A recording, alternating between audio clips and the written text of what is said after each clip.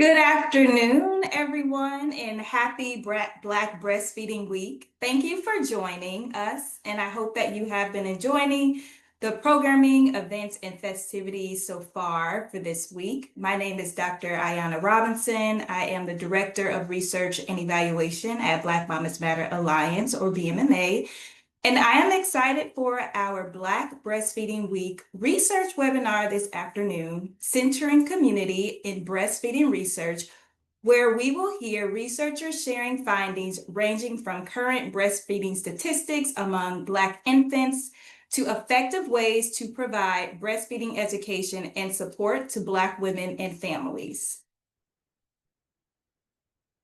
Next slide. Before we hear from our dynamic presenters, I'd like to begin by providing an overview of Black Mamas Matter Alliance. BMMA functions as the premier Black maternal health and professional organization centering the technical, training, and developmental needs of the global Black perinatal, maternal, and reproductive workforce through the following goals: changing policy, cultivating research, advancing care for Black mamas, and shifting culture. Next slide. The Black Mamas Matter Alliance is a global network of Black women-led organizations and multidisciplinary professionals who work to ensure that all Black mamas have the rights, respect, and resources to thrive before, during, and after pregnancy. BMMA honors the work and historical contributions of Black women's leadership within their communities and values the need to amplify this work on a global scale. The Alliance is composed of existing organizations and individuals whose work is deeply rooted in the reproductive justice, birth justice, and human rights frameworks. The term Black Mamas represents the full diversity of our lived experiences that includes Black birthing persons, cis women, trans folks, and gender non-conforming individuals, and all people of African descent across the diaspora. We recognize, celebrate, and support those who care for and mother our families and communities, whether they have given birth or not. We stand in solidarity with all Black mamas.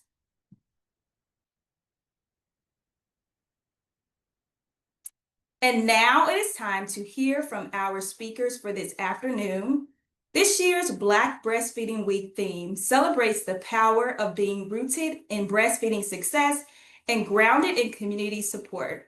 Our presenters will share breastfeeding findings related to Black families and describe ways in which they center community throughout the research process. Dr. Ifeyinwa Asiodu is an associate professor in the Department of Family Healthcare Nursing at the University of California, San Francisco School of Nursing. As a researcher, registered nurse, and lactation consultant, her research is focused on the intersection of racism, systemic and structural barriers, life cooperative, and human milk and lactation. Dr. Asiodu uses a critical ethnographic lens to inform her work. The long-term goal of her program of research is to reduce infant feeding disparities and increase access to high-quality human milk feeding care, lactation support, and equitable contraception services for Black communities. She is also very actively engaged in local, state, and national human milk feeding and reproductive health, maternal and child health, and public health organizations geared toward achieving birth and human milk feeding equity and justice. Dr. Asiodu also leads the Milk Research Lab at UCSF. We will also hear from Dr. Kortney Floyd James. Dr. Kortney Floyd James is a nurse scientist, policy researcher, and clinician with over 15 years of experience in maternal and pediatric health. She's a health policy researcher at the RAND Corporation, an assistant adjunct professor at UCLA, and an associate editor for Nursing for Women's Health. Her work centers Black maternal health with a focus on mental health, breastfeeding equity, and Medicaid policy. She uses mixed methods and partners with doulas, clinicians, and community organizations to make perinatal care more just, accessible, and responsive. As a mother, former pediatric nurse practitioner, and mother-baby nurse, she brings both lived experience and clinical insight to her research and advocacy. Dr. Tumilara Aderibigbe is an incoming assistant professor in the Department of Nursing at the University of Massachusetts, Boston. She completed the Burton Postdoctoral Fellowship at the College of Nursing, University of Utah. Dr. Aderibigbe is very passionate about promoting breastfeeding among Black women and has been conducting research on breastfeeding for 10 years. She is a board member serving in the research committee of the Connecticut Breastfeeding Coalition and has completed the Rose Community Transformer training. Dr. Aderibigbe research is focused on the examination of the biological and psychosocial mechanisms influencing breastfeeding among Black women. And last but not least, we will hear from Kimberly Seals Allers. Kimberly Seals Allers is an award-winning journalist, 5-time author, international speaker, strategist, and advocate for maternal and infant health. A former senior editor at Essence and writer at Fortune magazine, Kimberly is a leading voice on the racial and sociocultural complexities of birth, breastfeeding, and motherhood. She is a founder of Irth, a new Yelp-like app for Black women and brown parents to address bias and racism in maternity and infant care. Kimberly also created Birthright, a podcast about joy and healing in Black birth that centers on positive Black birth stories as a tool in the fight for birth justice and reverses the narrative of negative statistics common in mainstream coverage of Black maternal health. Learn more about Kimberly Seals Allers at KimberlySealsAllers.com, and you can follow her at I am Kimberly Seals Allers or I am K Seals Allers on Facebook, Twitter, and Instagram. Welcome to our speakers, and thank you for being a part of this webinar. I will now turn it over to Dr. Ifeyinwa to get us started with some breastfeeding statistics on Black infants. Thank you so much, Dr. Robinson, and good morning and/or afternoon, everyone. Happy Black Breastfeeding Week. I hope you all have had a wonderful week. In addition to a exciting National Breastfeeding Month, it's always an honor to be in this collective space with you all. And so I'm really excited about the opportunity to share briefly around Black breastfeeding data and statistics. As Dr. Robinson shared, my name is Ifeyinwa Asiodu. I'm an associate professor in the Department of Family Healthcare Nursing at the University of California, San Francisco. I have no financial disclosures to share, but do feel it's important to claim and to say out loud that I am a BMMA partner and collaborator. For our time today, I'm going to briefly talk about the benefits of breastfeeding, national recommendations, the state of breastfeeding in the US, research opportunities, a summary, and then I'm happy to take any questions. I think we'll do Q&A at the end of all of the presentations. So first, I think it's always important, even if this is a reminder, to really center why and what makes breastfeeding and expressing milk and lactation so important. It really has significant health benefits for the mom, the mother, and the lactating person and the infant, both short-term and long-term benefits across their life course. Oftentimes when we think about breastfeeding, it's often only centered or relegated to an infant health, child health, activity or event. We often don't think about the benefits to the lactating person. We know for the infant, breastfeeding or having exposure to human milk aids with digestion, It helps to protect protect and build their immune system. It helps with growth and development. It helps lower the risk of infections, gastrointestinal infection, ear infections, respiratory infections, allergies.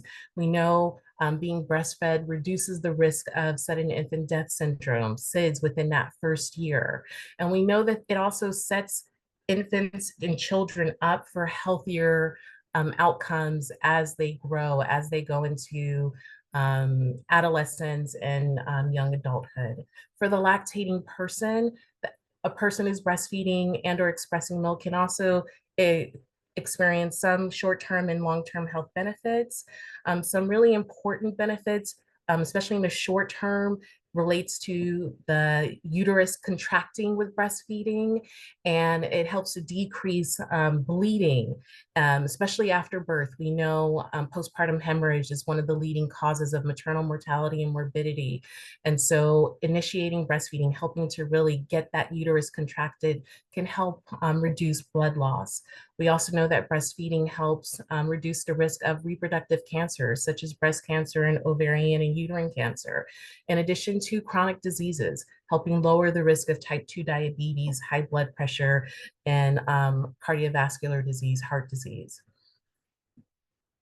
And so with that in mind, we have both national and international recommendations regarding breastfeeding. And in terms of thinking about the US dietary guidelines, they really state and really encourage exclusive breastfeeding that's only human milk for the first 6 months and continuing to breastfeed while also introducing appropriate complementary foods within the first year. The AAP and World Health Organization have similar guidelines, but they encourage continued breastfeeding for up to 2 years and longer as mutually desirable by the breastfeeding dyad. In regard to maternal care practices, there are recommendations and evidence actually based recommendations to implement the UNICEF and World Health Organization's Baby Friendly Hospital Initiative, which are the 10 steps of maternity care practices that are supportive of breastfeeding. And that should really be our standard of care as it pertains to maternity care practices. Also, in the instances where mom's own milk or the lactating person's milk is not available, and we may have a critically ill infant or an infant with a birthing parent or a mother who is critically ill, we know also the importance of access to human milk and donor human milk, especially for those critically ill infants. And for those infants in the NICU, access to human milk can be really life-saving. And then thinking about all of these different recommendations, the cost of suboptimal breastfeeding, so that's not breastfeeding at the recommended rates. In the United States, it's been, there's a range in regard to the cost of suboptimal breastfeeding for about $17 billion to over $100 billion in regard to costs to our health system. And a lot of those costs, majority of those costs are related to the savings around maternity health conditions. So where does that lead us in terms of thinking about the state of breastfeeding in the United States? I'm going to be sharing some descriptive data from the CDC and the National Immunization Survey, the Child Immunization Survey. So this is really looking at breastfeeding rates among children who were born in 2015 to 2022. We can see in regard to any type of breastfeeding, being ever breastfed, in 2015, around 83% of all infants that were born in 2015 received any type of breast or engaged in breastfeeding. We see that number increasing in 2022 to 86%. But we're thinking about at 6 months, we see that number dip a bit in regard to only around 58% of infants are still receiving human milk at 6 months or breastfeeding, and that increased though to 62% in 2022. And then when we get to 12 months, in terms of thinking about the US dietary recommendations, that up to 12 months and the AAP and the World Health Organization really recommending past a year and up to 2 years, we see an even greater decrease in regard to 36% in 2015, but we're seeing an increase in terms of 41% of infants having any breastfeeding or any exposure to breast milk or human milk in 2022. When we look at exclusive breastfeeding, we haven't seen as great in terms of increases nationally as we have seen in terms of any breastfeeding. And so in terms of exclusive breastfeeding through 3 months, in 2015, we saw around 47% of mothers engaging in exclusive breastfeeding in 2015, and that number only rose slightly to 48% in 2022. And there are a number of reasons for this. In the US, we do not have a federal or national paid family leave. So a lot of mothers and individuals are going back to work within that time period. And if they don't necessarily have access to paid family leave, they may also not have access to lactation accommodations in their workplace. So it makes it very challenging if you're wanting to provide and continue to provide human milk to your infant when you have to return to work and or school and not have the necessary supports in place to be able to continue on that journey. When we think about exclusive breastfeeding for 6 months, which is the recommendation, we see even less individuals, around 25% in 2015, slight bump and slight increase to 28% in 2022. And as we're thinking and looking at these data, it's important to also keep in mind the Healthy People 2030 breastfeeding objectives on your radar. The exclusively through 6 months, the target in the United States is 42.4%.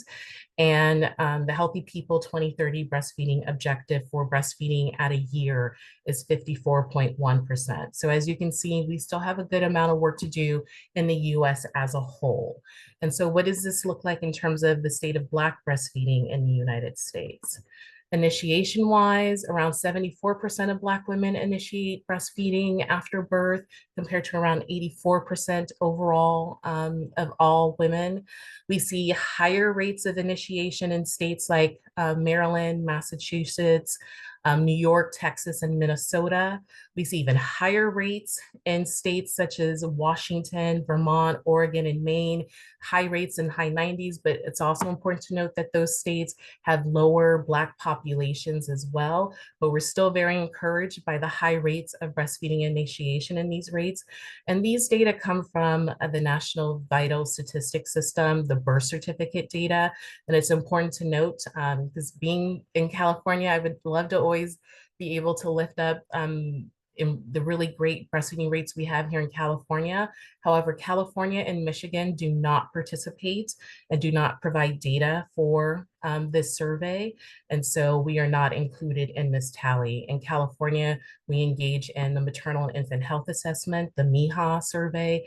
And in those data, we also see high rates of breastfeeding initiation among Black women. In regard to thinking about Black breastfeeding rates over time, and again, descriptive data, and I'm just showing trend data, we see increases. Oftentimes in talking about Black breastfeeding, so much of the conversation is rooted and focused on inequities and disparities.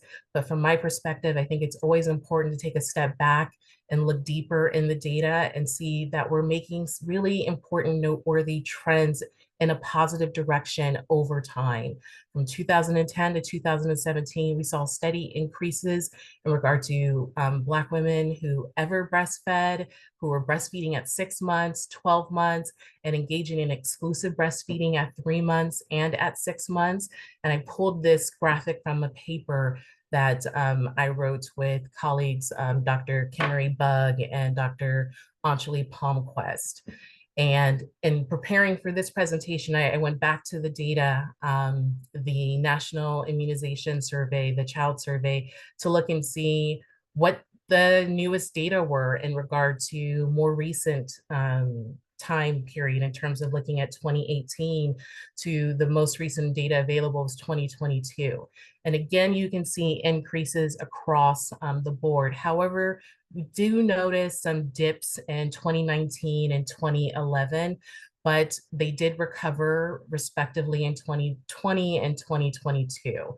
And so we know in at least 2021, the pandemic, and we know that there was unfortunately some confusion in the early days of the pandemic regarding breastfeeding and concerns around safety and things of that nature. However, once we had really solid evidence and solid recommendations from the World Health Organization and the CDC, we knew that it was really important for those who had been vaccinated or who had experienced COVID to breastfeed, because they had antibodies that they could pass on to their infants who at that time were not eligible for the vaccine.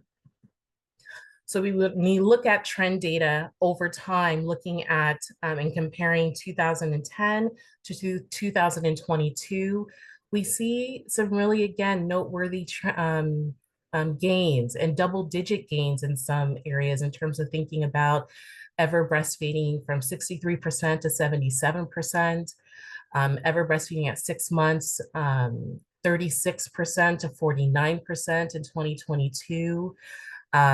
We see also increases in ever breastfeeding at 12 months, 16% to 7% in 2022. We don't see as high of gains in regard to exclusive breastfeeding at 3 months and 6 months, but we still do see important gains and increases from 27% to 39%, and then 13% in 2010 to 20% in 2022. In addition to the quantitative data, it's also important to lift up the really important research that's happening, that's being conducted through a qualitative lens, because it's important to contextualize what we see in the quantitative data, but also understand that qualitative data is valid on its own, and that it's important for us to understand the lived experiences of Black women, Black mothers, Black mamas. And so with the qualitative research, we've seen context and really important contextualization as it pertains to perpetuating and dismantling of inequities. Researchers have identified the importance of social media, peer-to-peer support, whether that's in person or virtual. We've also seen the importance of intergenerational support of grandmothers, fathers, and partners, the role of WIC and other public health initiatives, experiences within the NICU environment. Also, more recently, researchers have been exploring the role of religion and spirituality as it pertains to Black breastfeeding experiences. And as always, it's important, especially in this current landscape, that we continue to name and call out the root causes of the inequities and disparities that our Black mothers, Black families, Black birthing individuals experience in regard to experiences with racism, bias, and discrimination. Because if we don't put names to what those issues are, it's hard to create interventions to address them. And then we're in denial, and then we're just kind of a hamster in a wheel, just spinning our wheels and not really addressing the root causes. And even in 2025, we still see, unfortunately, Black mothers, Black families having unfortunate experiences with racism, bias, and discrimination in maternity care settings. So with that, what research opportunities are there? It's important for us to move beyond describing inequities and disparities and really investing in culturally responsive interventions and community-led research priorities, which you'll hear from our two speakers after me. Here are some recommendations from different community partners about areas that they would love to see additional research in regarding breastfeeding experiences of Black people living with HIV, given the changes in recommendation around HIV and breastfeeding and infant feeding in the US. We don't have a great deal of literature around the experiences of these families in regard to their breastfeeding journeys. Also thinking about breastfeeding experiences of Black families during climate disasters and public health emergencies. We're just coming out of COVID, but also I'm here in California, and we've been unfortunately hit with just disastrous wildfires.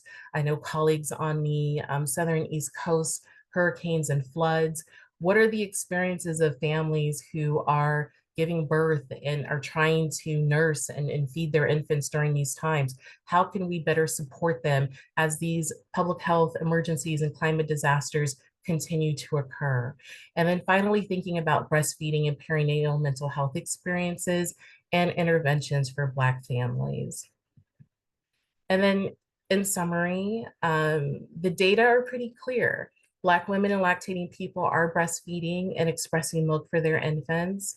Yes, there are breastfeeding disparities, and breastfeeding disparities and inequities persist, but it's really important that we center the noteworthy gains that have been made over time, and that community-led interventions have really been the key to driving those gains that we've seen. And that even in this time, it's really important to continue investments, and that we really need to continue to advocate for investments at the federal, state, and local levels.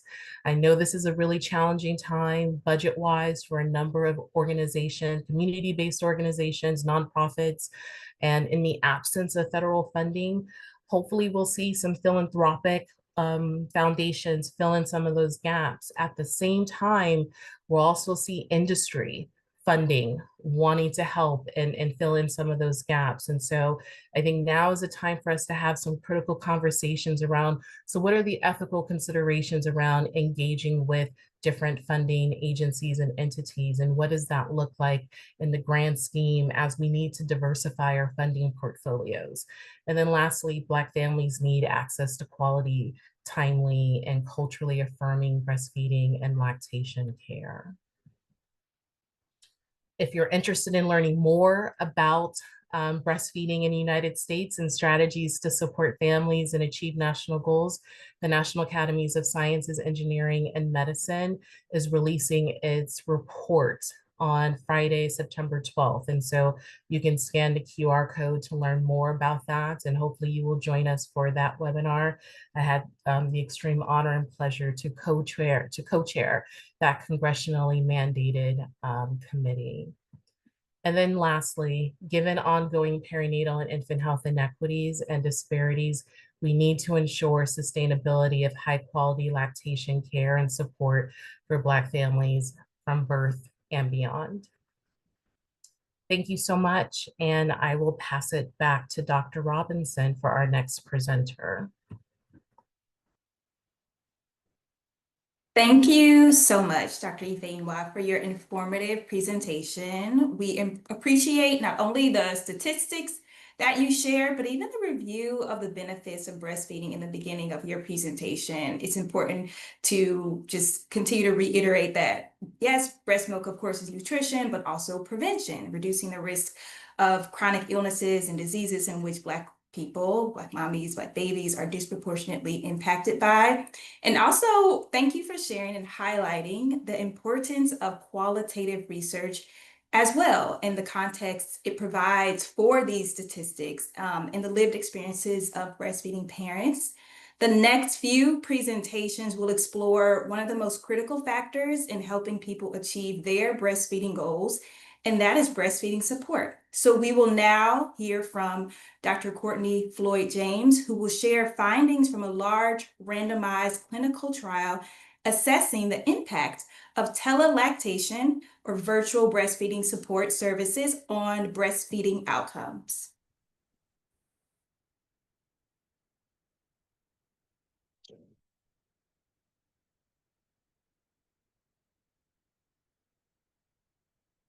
Okay, so good morning or afternoon, everyone. I'm joining you from the West Coast where it's still morning. I know some of you are already in the future enjoying your afternoon. I'm Dr. Kortney Floyd James, a nurse, researcher, and mom who cares deeply about how Black families are supported in their feeding journeys. So today, I'm going to share findings from a large randomized controlled trial of telelactation services. So that's virtual breastfeeding support where parents can connect with a lactation consultant through video. And I'll be focusing specifically on what we learned about the experiences of Black parents.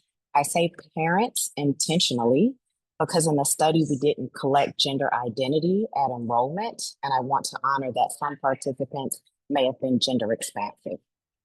So I don't want to assume or refer to everyone as mother.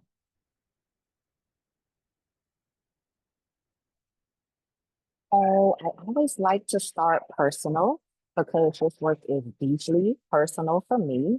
I was one of the first women in my family and my generation to breastfeed. And so I didn't have a roadmap, but I figured it out.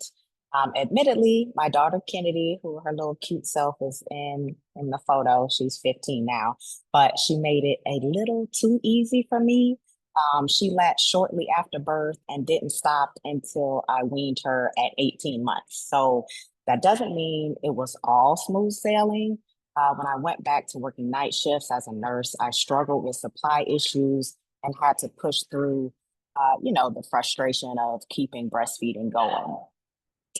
By doing that, by breastfeeding and working through those challenges, I opened the door for my younger sister and cousins. They saw me and thought, oh, if Kortney can do it, well, they call me Missy back home, but anyway, if Kortney could do it, so could I. Never forget, talking about personal, right? I'll never forget helping my sister who lived in South Carolina start nursing while she was in the hospital after she had her son. She wasn't supported by the nurses or the lactation consultant there. I remember standing in her hospital room when the lactation consultant just stood in the doorway, asked her, how are things going? And then said, well, your baby is sleeping, so just try to feed him every 2 to 3 hours. And then she left. So that was her help, her support. And so this happened even though my sister had just told her she was having issues, struggling, with getting him latched on. So that moment has stuck with me. It showed me how dismissive and inadequate support, if you want to call it that, and health systems can feel, especially for Black families. Professionally, I also worked as a nurse in one of the highest volume birthing hospitals in the country with around 21,000 births a year. So I worked in mother baby care and spent just a little bit of time in the lactation department as well. And there I saw both sides, the beauty of breastfeeding and the bonding that it can bring, and also the very real barriers that too often stand in the way. So all of these experiences, my own journey, supporting my family, and what I witnessed as a nurse are what fuel my research and why I'm here today.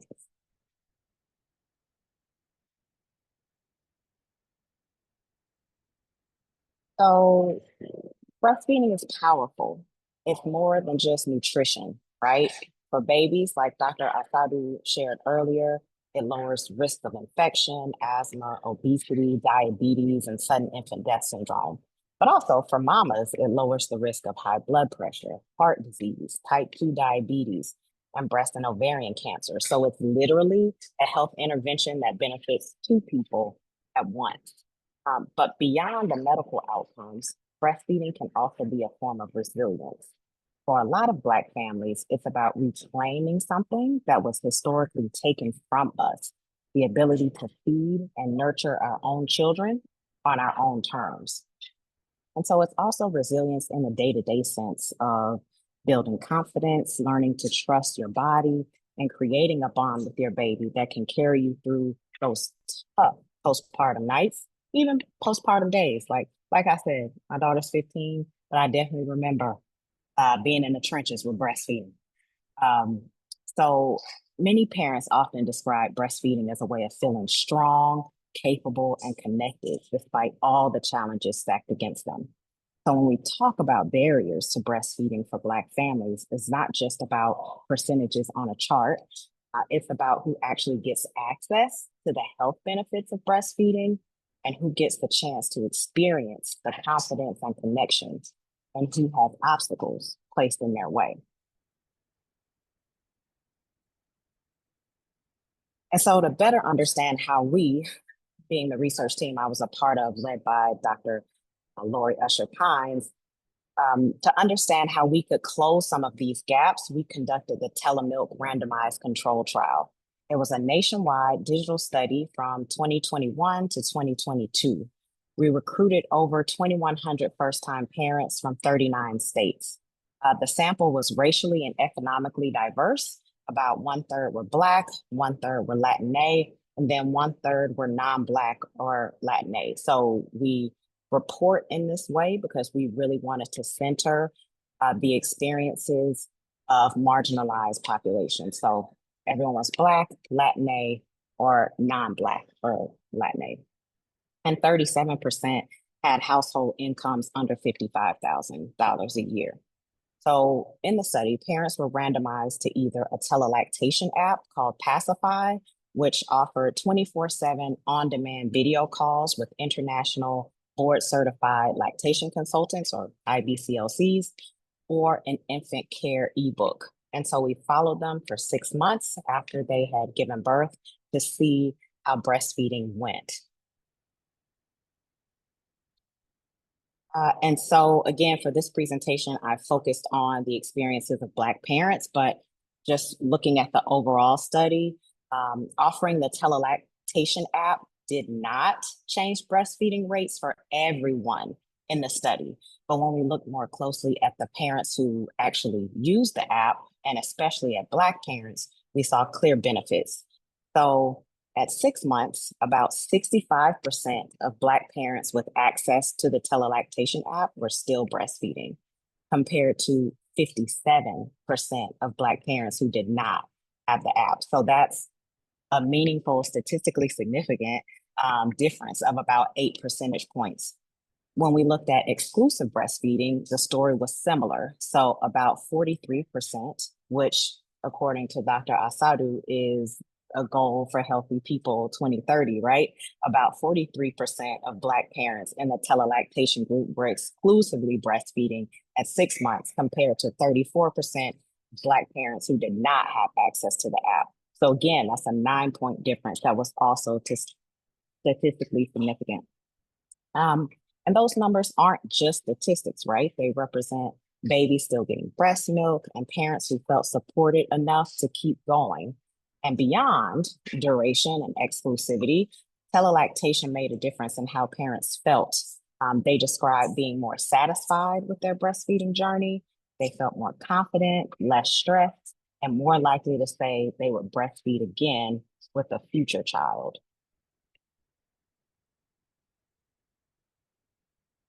And, numbers only tell part of the story. Like, we need qualitative research too. So to really understand the experience, we also interviewed 20 Black parents between 8 and 12 weeks postpartum about how telelactation worked for them. And here's what they told us. So convenience mattered. One parent said, "I think I really like being in the comfort of my home and getting advice, because going out with my baby, I don't really have help. I'm a single mom and I don't really have family. So I have to take him everywhere I go." Also, that representation mattered. So for some parents, having a Black lactation consultant changed everything. So one parent shared, "I was excited and I felt more at ease opening up and saying what was really going on, because there was somebody that looked like me."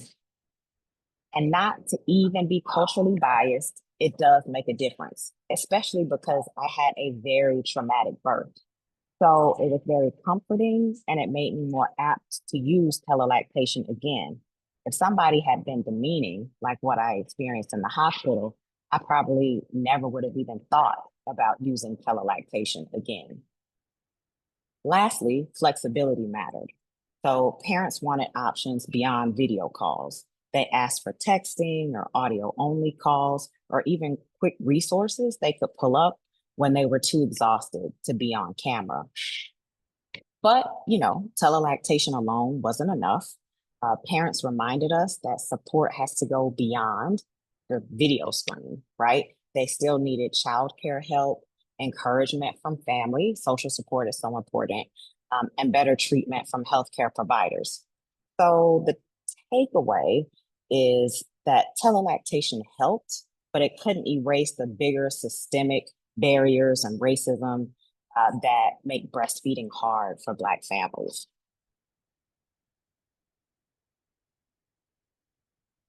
So this trial took place during COVID, right? He who shall not be named in life right now. But it did take place during COVID when telehealth was expanding everywhere. But what parents showed us is that telelactation isn't just a pandemic fix. They turn to it late at night, on weekends, and especially in those stressful first days after leaving the hospital. Anyone who is breastfed knows what that's like when colostrum hasn't quite transitioned to milk and you're worried. You're like, is my baby getting enough? When is the milk coming in? We know it transitions, it doesn't come in. But like asking all the questions at 2 a.m., right? And who's going to answer then? The telelactation app. That tells us telelactation isn't just an emergency backup. It's a sustainable, ongoing tool that meets parents right when they need support most. So when we talk about the policy landscape, here's kind of where things get tricky. So on paper, breastfeeding support is supposed to be covered under the Affordable Care Act. That means parents should be able to get professional help with feeding their babies without worrying about cost. But in reality, the coverage is inconsistent and confusing. I mean, well, yes. So, for example, 15 state Medicaid programs still don't cover outpatient lactation support at all. So if you give birth in one of these states and need help once you're home, new parents have to pay out of pocket, even if they, need the help, even if there's an issue. States that lack this outpatient coverage, just a few: Arizona, Florida, Louisiana, Mississippi, among others. But even in states where coverage exists, the rules don't always make sense. In many places, telelactation is reimbursed at a lower rate than in-person visits.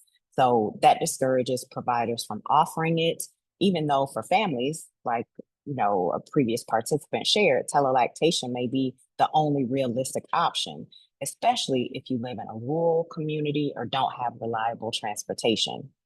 Another barrier is that IBCLCs often aren't recognized as providers unless they also hold an additional license, like they're a registered nurse or they're a physician. IBCLCs are highly trained, but the system doesn't fully acknowledge their expertise. So families may want telelactation, they may see the benefits, but they can't always access or afford it because of the way our policies and payment structures are set up. And again, who would that hit the hardest, right? Families who already face barriers: Black parents, low-income families, rural families. And so this is sort of where science meets the system. So we know telelactation works, but unless we fix those policy gaps, the families who could benefit most are still left out.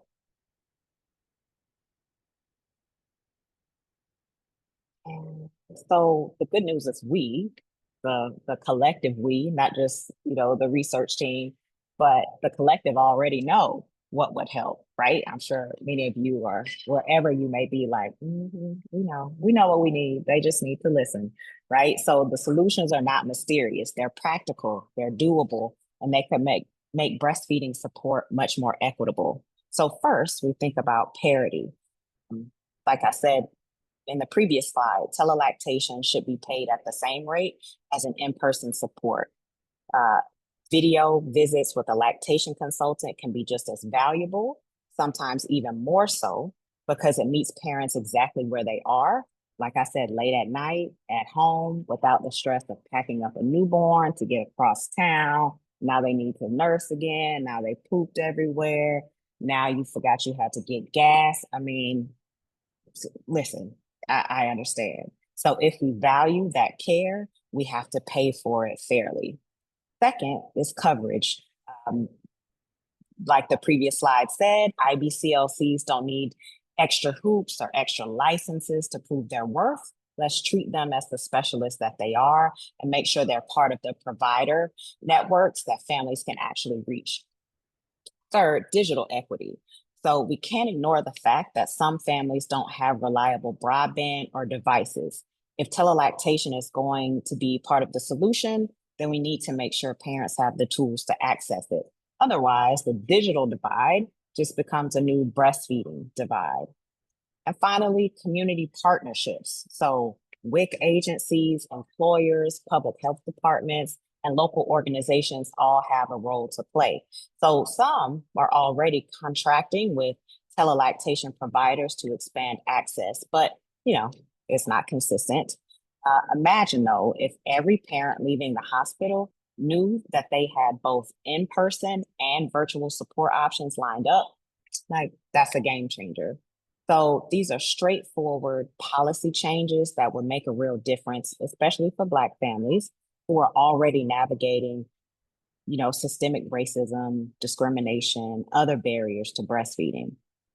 If we can make these changes, we move from proving, or, you don't prove things in science, but demonstrating that telelactation works to actually making it work for the people who need it most.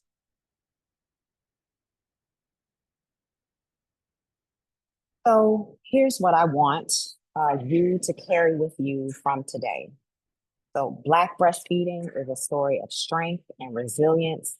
It's something that has been passed down across generations, even in the face of enormous barriers.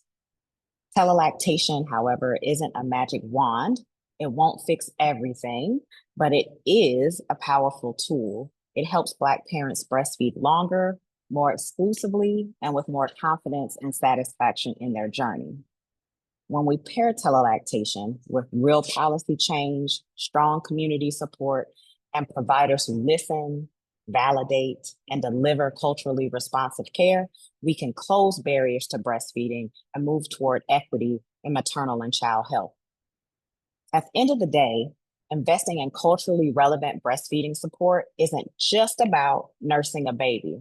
It's about investing in our families and our collective future.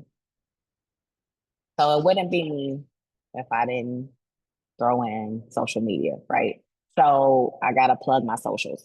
If you want more real talk about Black women's health and research, come hang out with me, little old me, on Instagram or TikTok at Dr. Kortney James. That's Kortney with a K, no U. Been saying that since I was 3. But don't just follow me for the research. I also drop a little humor, as you can imagine, a little behind the scenes of my life, and an occasional rant or two. So thank you for listening and being part of this conversation. I will turn it back over to Dr. Robinson. Thank you, Dr. James. Fascinating findings on telelactation and breastfeeding outcomes, which speaks to a number of factors that you described: convenience, flexibility, access to lactation professionals, and especially Black lactation professionals, which we know can be a hindrance for Black breastfeeding parents in accessing culturally congruent care. And then you spoke about COVID and how it amplified telemedicine, but we were already seeing evidence and trends towards online support for breastfeeding through social media and other digital platforms. So the implications, of course, extend far beyond the pandemic. And last but not least, thank you for highlighting the policy gaps. So coverage can meet those families who historically are without access to care in general, and of course, to breastfeeding support as well. For the interest of time, I'm going to move right along to our third presentation. I will turn it over to Dr. Tumilara Aderibigbe. Thank you, Dr. Robinson, and good morning, good afternoon to everyone, and I'm happy Black Breastfeeding Week. So just to add to what Dr. Asiodu and Dr. Floyd James have presented, I'm just going to be talking a little bit more about what it means for an intervention to be culturally informed, that is to be designed specifically for Black women. And I am also assistant professor at the Department of Nursing at University of Massachusetts, Boston. So in Dr. Asiodu's presentation, she talked about different statistics for breastfeeding. And then we saw that there was an increase in breastfeeding rates over time, which is good. But then I compared the breastfeeding rates among Black women to other women in other racial groups. And I found that it was still, though there was improvements in the rates, but there was still some disparity in breastfeeding rates over time. So here I have a picture on the left showing the breastfeeding initiation among Black women, among non-Hispanic white women and Hispanic women, and also have the breastfeeding exclusivity rate at 3 months and 6 months. So here the statistics show that the lowest rate of breastfeeding initiation and exclusivity was among non-Hispanic Black women. So I thought to myself, what's the solution here? What can we do? Yes, the rates have increased, but then we still need to do more. So, and this was what informed this study. It was a review of culturally informed breastfeeding interventions for Black women. So we had two research questions here that guided our inquiry. The first was, what are the available findings about culturally informed breastfeeding interventions? And what levels in the sociological hierarchy do the breastfeeding interventions address? So I also have a picture on the right here that's called a sociological model with 5 levels. So the first level means the intervention is directed to just one person, in this case, the mom. And the next level is the interpersonal, which means the intervention is directed towards the mom and baby, or mom and someone else.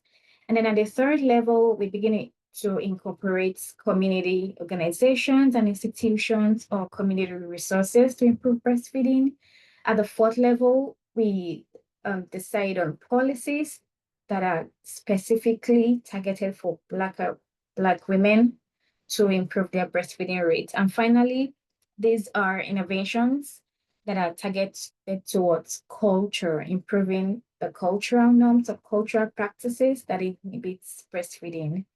So these were our questions, and we searched for articles that were published between 2001 and 2024 that were conducted with Black women who were born in the United States.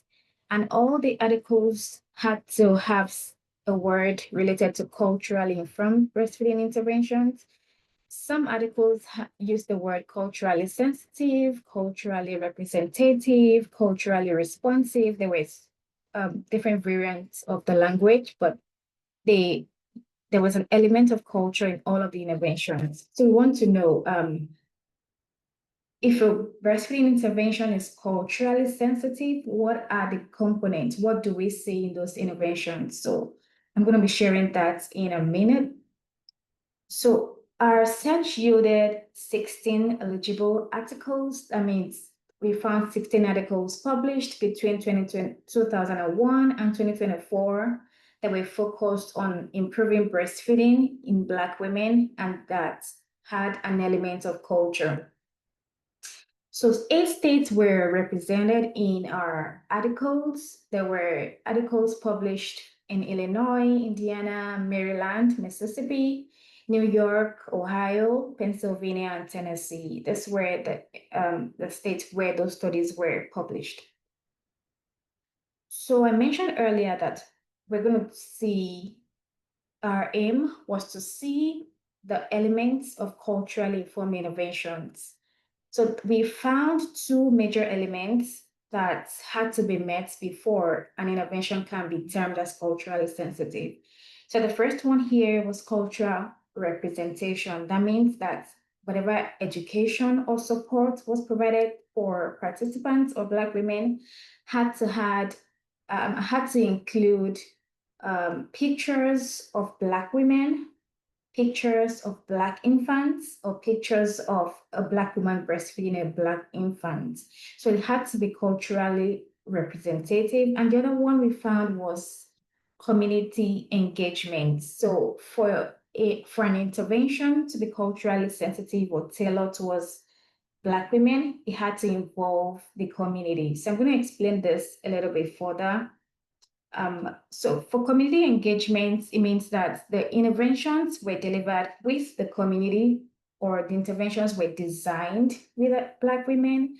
For example, the researchers who conducted those interventions, they asked the Black women, what do you want? What help do you want to be able to breastfeed? And how can we help you? So it was more like a collaboration between researchers and the community. So that justifies, or that qualifies, the community engagement piece of it. Another interesting finding that we presented in this review was that the innovations that used community engagement and not cultural representation, they were more likely to have increased breastfeeding rates among their participants compared to those who had cultural representation. And we compared those studies who reported significant increases in breastfeeding, and we found that 67% of studies who used community engagement as a strategy reported increase in breastfeeding rates, and 50% of studies who used cultural representation had increase in breastfeeding rates. And that really drives home the point of the Black breastfeeding theme, which is engaging community in research. So it's really important, I'm going to stress this a little bit more, it's really important for us as researchers to engage the community in promoting breastfeeding among Black women. So here I mentioned earlier that we mapped our interventions onto 5 levels. So I'm going to explain further the findings from each of those levels. So the first here is the individual level. There were interventions that were directed only for moms. And here, some of the researchers used culturally representative baby and nipples. And also they had their intervention delivered by a Black lactation consultant or any other medical professional. And for these interventions that were delivered to moms, at the individual level, they were delivered across the 3 perinatal period. Some were delivered prepartum, some were delivered inpatient postpartum, and some outpatient postpartum. We realized from our review that most of the studies delivered their intervention in the outpatient postpartum phase. And we think that may be because breastfeeding is initiated postpartum, except for moms who decide to pump antenatally. So this may be a reason why most of the interventions were delivered in an outpatient postpartum phase. And we also found that interventions that were delivered across all these 3 phases, they were more likely to yield significant breastfeeding increase compared to those that were delivered in just 1 phase or in 2 phases. So moving on to the second level, that's the interpersonal level, we found that there were interventions delivered to moms and their significant others, and that these interventions also yielded increase in breastfeeding initiation and breastfeeding knowledge. And the moms also acknowledged that they received more support when their significant other or family members were involved in the breastfeeding intervention. So that was really helpful to them. So moving on to the third one, this is, and which resonates with the theme of the Black Breastfeeding Week, we found that using community resources was very helpful to moms in promoting breastfeeding rates. The breastfeeding education and support were provided by community members, community peer counselors, or community health nurses, or community-based parent educators, lactation consultants, childbirth education and educators, and community doulas.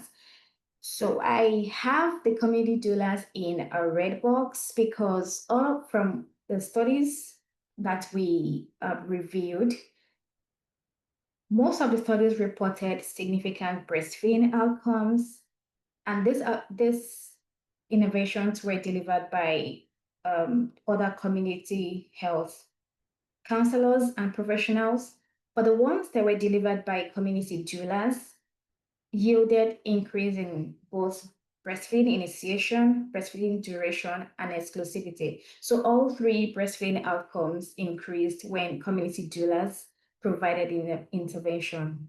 And again, we thought about this finding, and we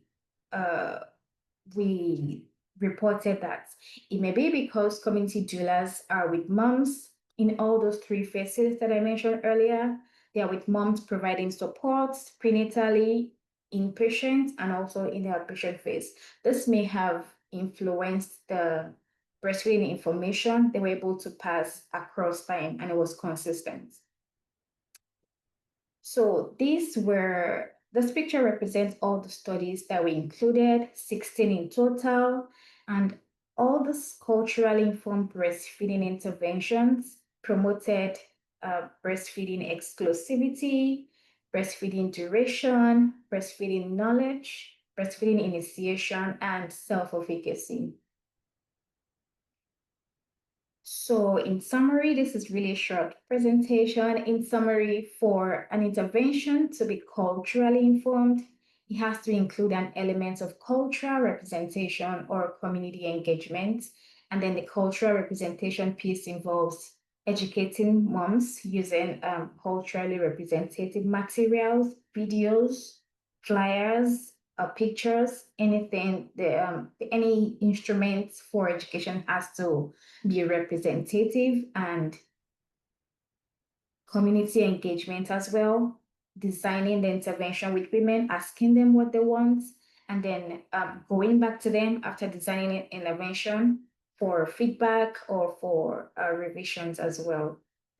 Another really important thing we found in this study was that there was no policy level intervention that was culturally informed. We had interventions in other levels of the socio-ecological model, but there was no policy at all for Black women to increase their breastfeeding rate. So we think this is a huge research gap that needs like immediate attention, just like Dr.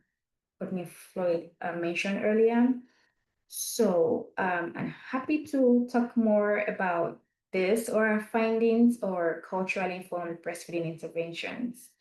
Thank you for your attention.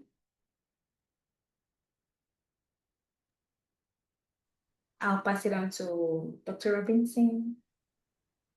Yes, thank you, Dr. Tumilara, for your presentation and for truly driving home the importance of community engagement and culturally tailored interventions. Our final presenter is Kimberly Seals Allers, who will share breastfeeding findings from Irth and how community is centered in data collection and analysis.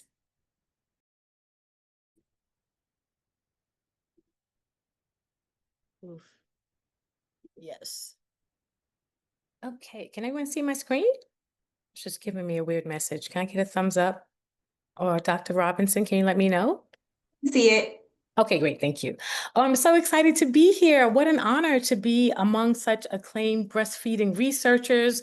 I'm Kimberly Seals Allers. Thank you for the introduction. Also a co-founder of Black Breastfeeding Week. So I'm here with my Black Breastfeeding Week FAAN. Been engaging some community celebrations. So happy Black Breastfeeding Week to everyone.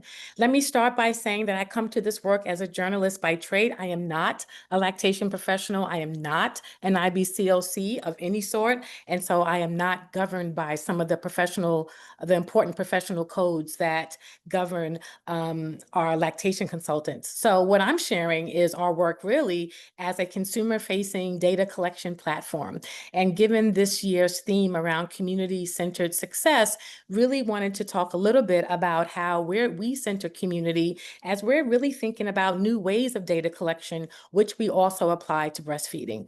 So for those who may not be aware, Irth, which is like the word birth, is the But We Drop the B for Bias is the first of its kind Yelp-like platform where Black and brown folks can leave reviews of their doctors and hospitals and pediatricians. And so we are all about really crowdsourcing and sharing publicly where we're getting good care, where we are not, really to inform and protect each other. And then on the back end, we turn these anonymized reviews into data to work directly with hospitals, payers, providers.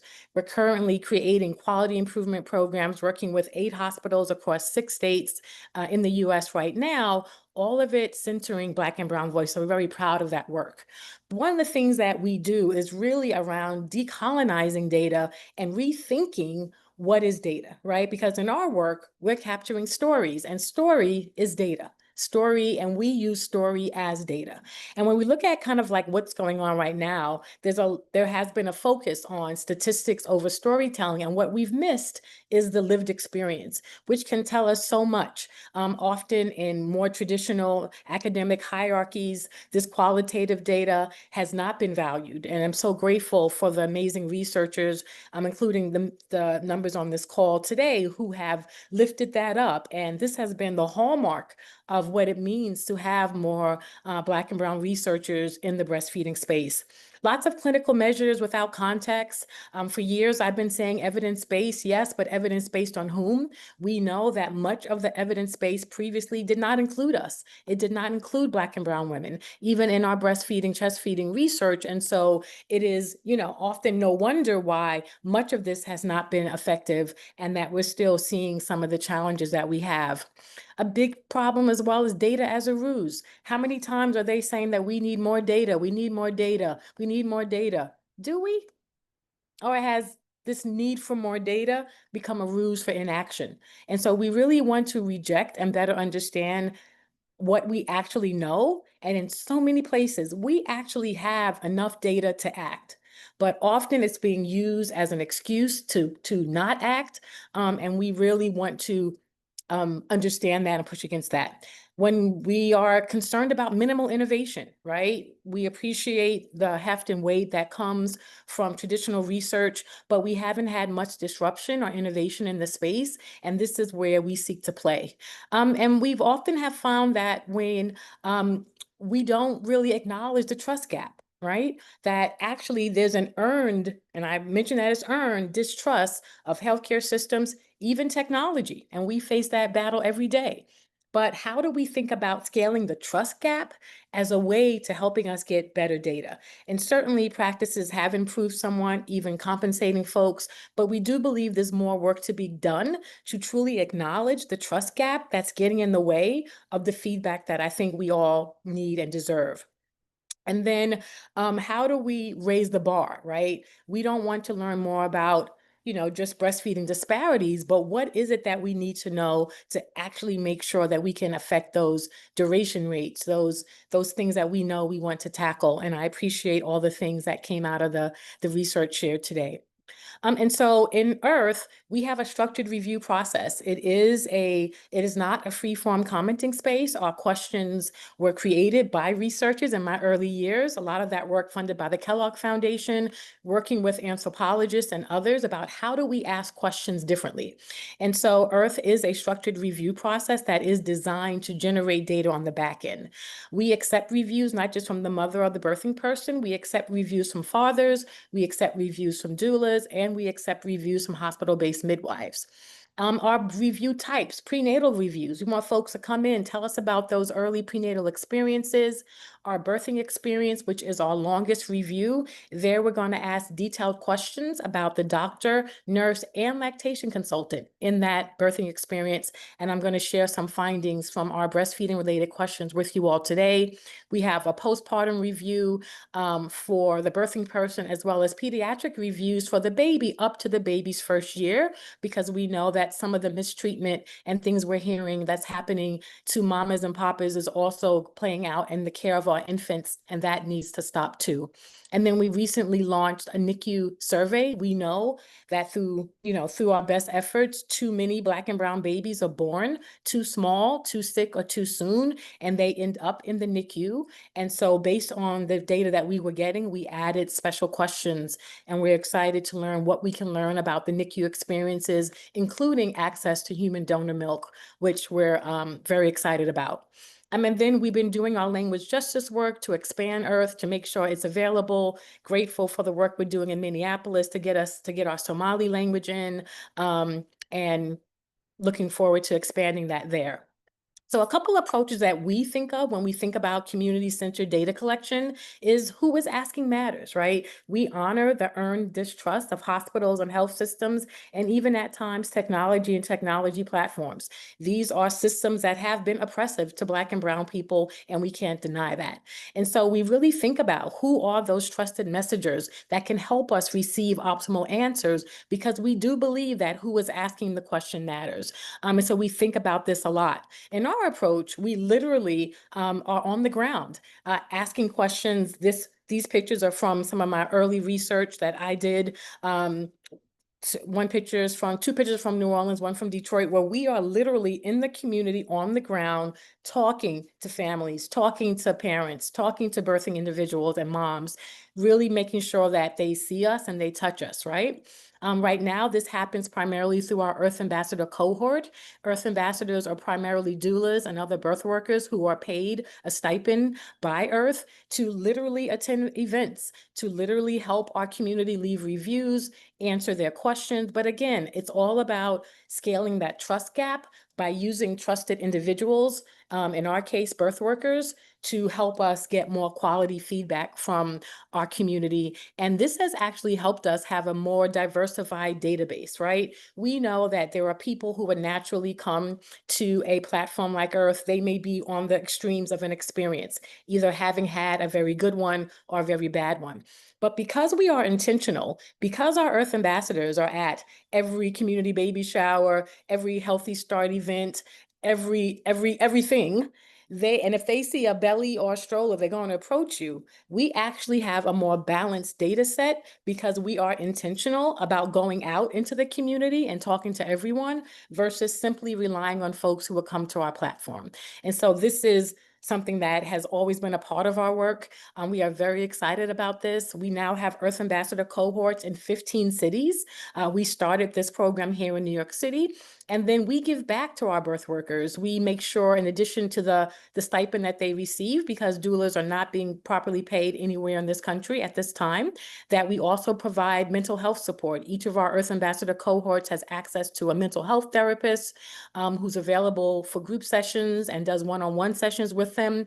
We give them access to a professional speaker series so that we can invest in their professional development. We are all about taking care of those who are taking care of Black birthing families through our Irth Ambassador program. And we are always looking for others to join and be a part of our movement and to really change what data collection can look like from a community-centered approach.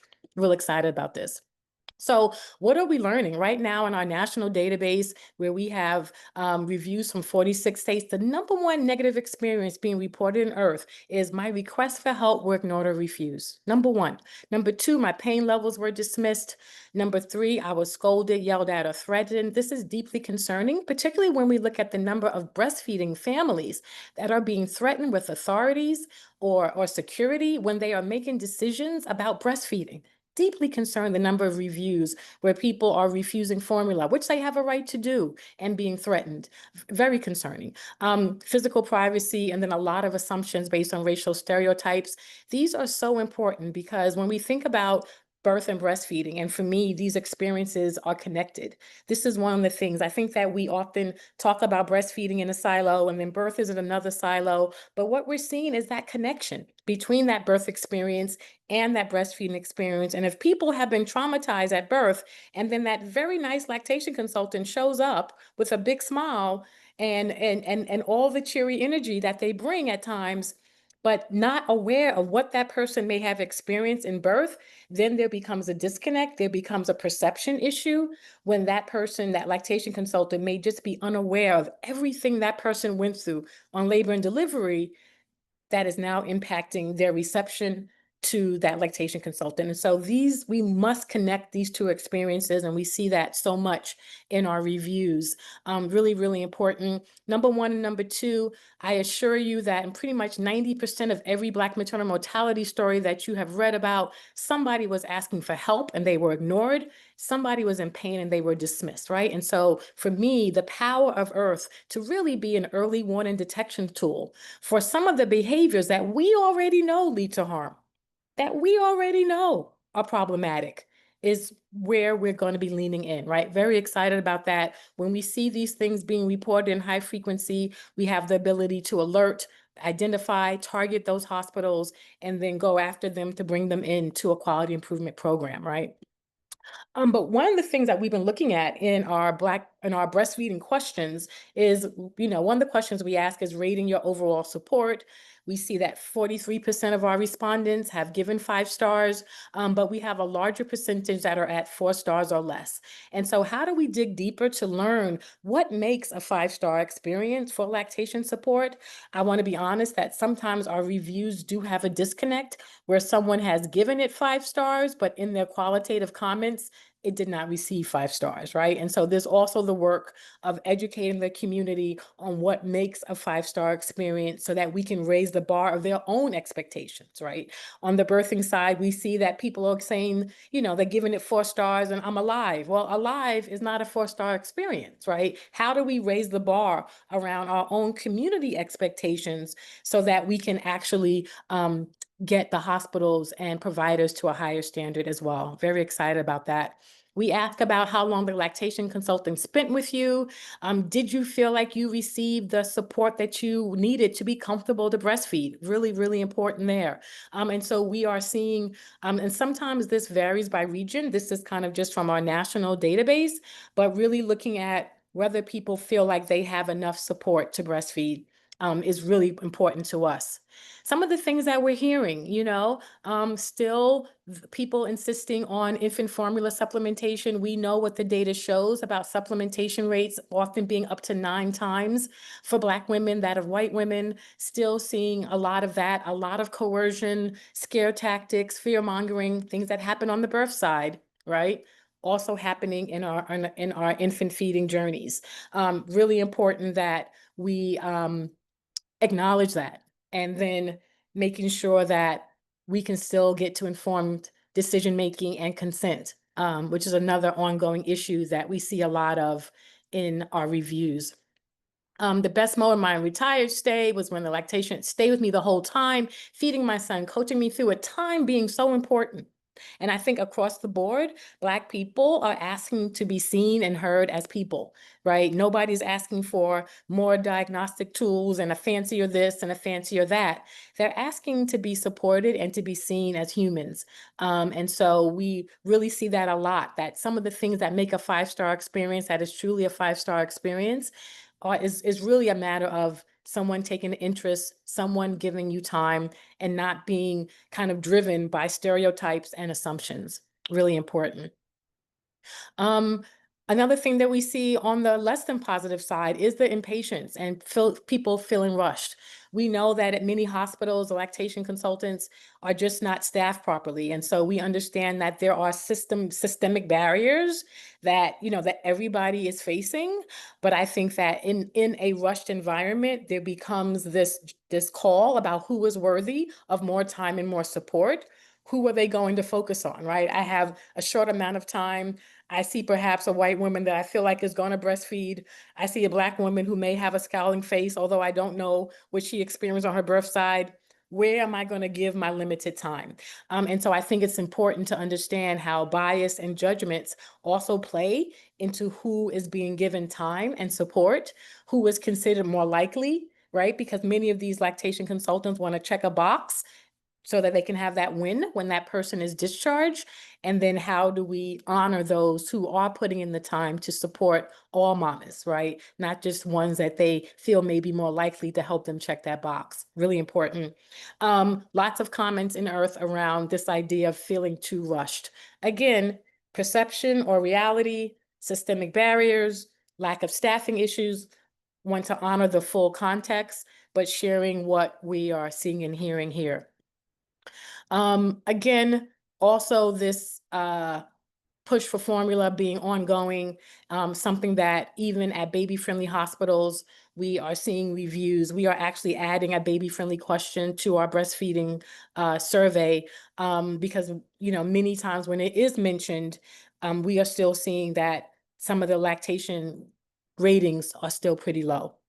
So this is something that was going on. Another thing that I really want to add, we see so many reviews where people are they wanted to breastfeed. And so this story about Black women not breastfeeding is such a story that's been told without the context of who's being supported, who's given time and the tools, and who's being set up for success and who's not, right? Really important that we honor that and we look at that in the context. Okay, takeaways. I'm going to rush through this because I know that we are at time. High levels of infant formula supplementation still happening against wishes.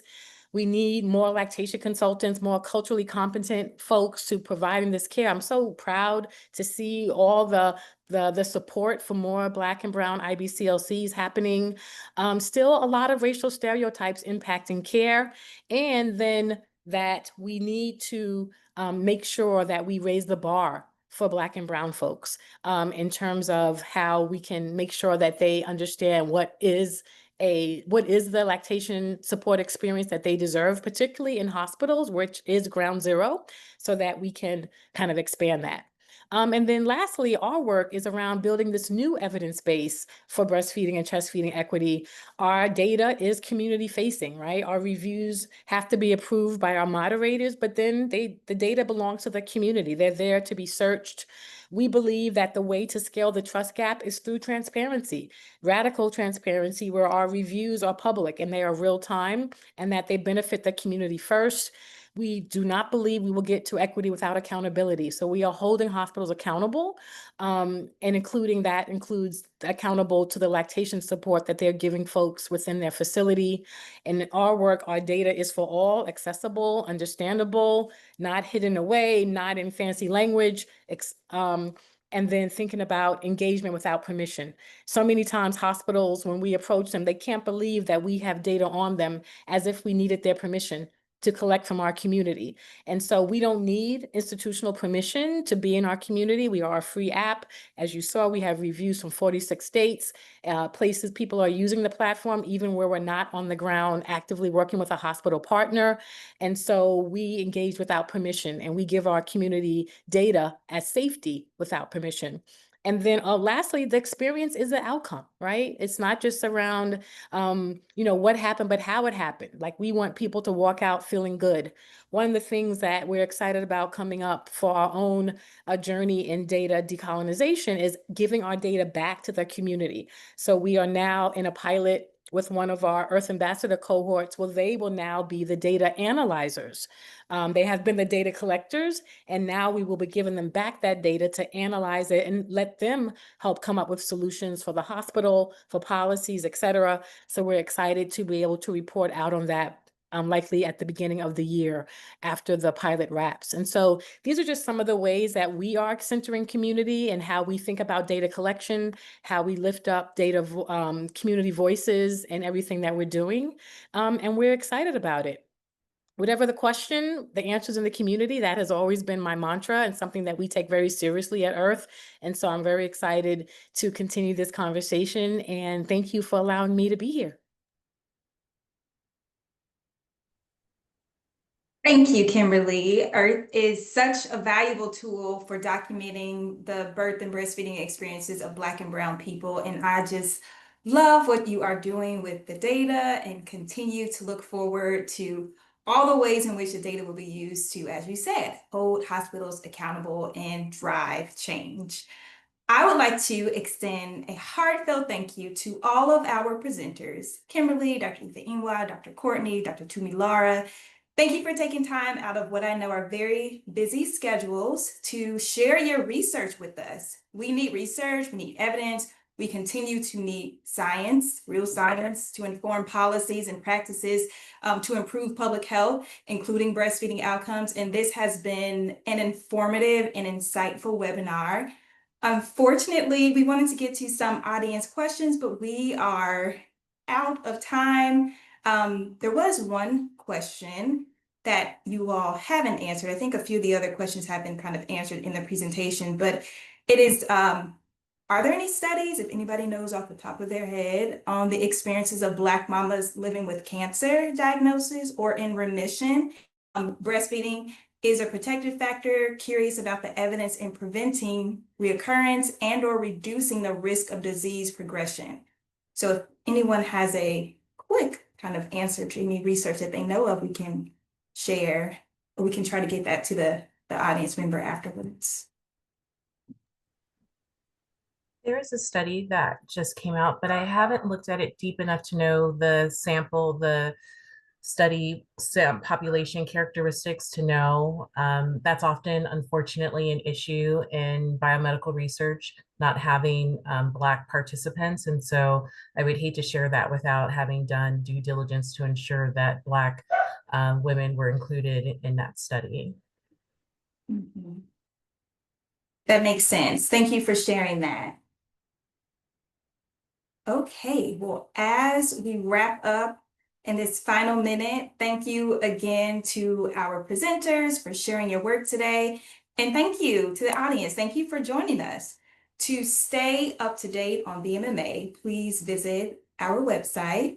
And please also subscribe to our newsletter where you will receive all of the updates.